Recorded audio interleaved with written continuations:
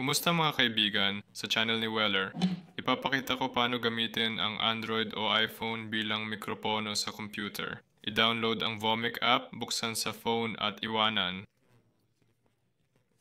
Pumunta sa Google, i-type Vomic, puntahan ang site, i-download ang program.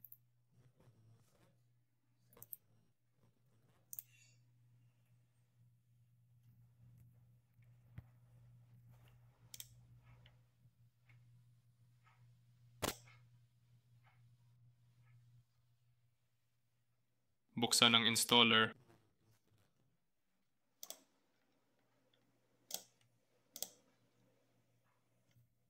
I-click ang O.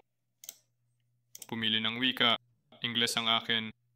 I-click ang susunod. I-click ang laktawan.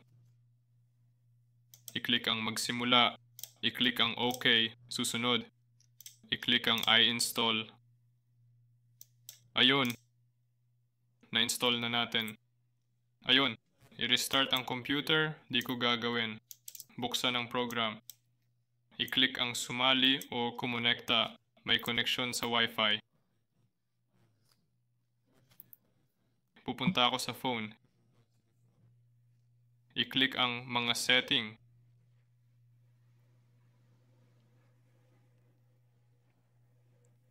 I-click ang magsimula. Ayun.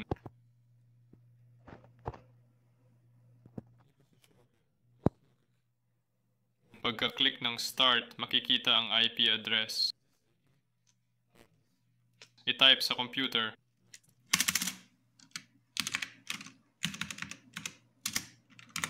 I-click ang sumali. I-click ang tanggapin.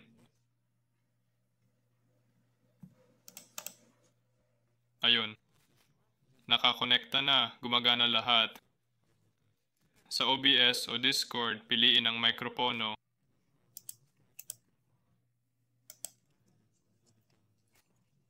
Piliin ang VO mic, i-click apply, tapos gumagana na. Yun lang yun. Ako si Weller. Paalam sa lahat.